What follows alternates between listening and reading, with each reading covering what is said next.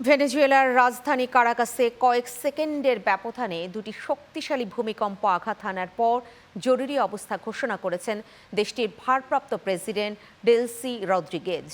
বুধবার স্থানীয় সময় সন্ধ্যা 6টা 4 মিনিটে এই শক্তিশালী কম্পন অনুভূত হয়। প্রথম ভূমিকম্পটি ছিল 7.2 মাত্রার, যা কারাকাস থেকে প্রায় 168 কিলোমিটার পশ্চিমে মোরনের পশ্চিমাঞ্চলে এই আঘাত হানে।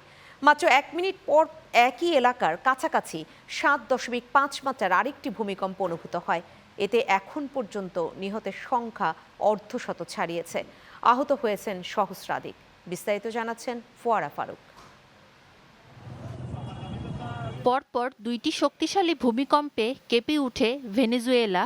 মুহূর্তের মধ্যে আতঙ্ক ছড়িয়ে পড়ে রাজধানী কারাকাস ও আশেপাশের এলাকায়। ঘরবাড়ি ছেড়ে খোলা স্থানে আশ্রয় নেন হাজারো মানুষ। বুধবার স্থানীয় সময় সন্ধ্যা 6টা 4 মিনিটে এই শক্তিশালী কম্পন অনুভূত হয়। প্রথম কম্পনটি ছিল 7.2 মাত্রার, যার কারাকাস থেকে প্রায় 168 কিলোমিটার পশ্চিমে মোরনের পশ্চিমাঞ্চলে আঘাত হানে। মাত্র 1 মিনিট পর একই এলাকার কাছাকাছি 7.5 মাত্রার আরেকটি ভূমিকম্পন অনুভূত হয়। আর এতেই লণ্ডভণ্ড হয়ে যায় সব। ধ্বংসস্তূপে পরিণত হয় বহু বাড়িঘর। এতে প্রাণ যায় নারী শিশুসহ অনেকের। ইউএসজিএস জানিয়েছে, ভয়াবহ এই ভূমিকম্পে প্রাণহানি 10,000 থেকে 1 লাখ পর্যন্ত হতে পারে।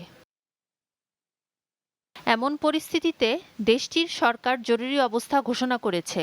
উদ্ধার কাজ জোরদার করার পাশাপাশি ক্ষতিগ্রস্ত এলাকাগুলোতে চিকিৎসা সহায়তা পাঠানো হচ্ছে। ভূমিকম্পের পর একাধিক আফটার শটও অনুভূত হয়েছে, যা নতুন করে উদ্বেগ তৈরি করেছে।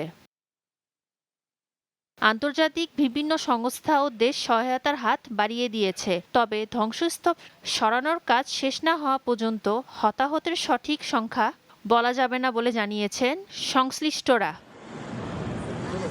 ফোয়ারা ফারুক, চ্যানেল 9 নিউজ ডেস্ক।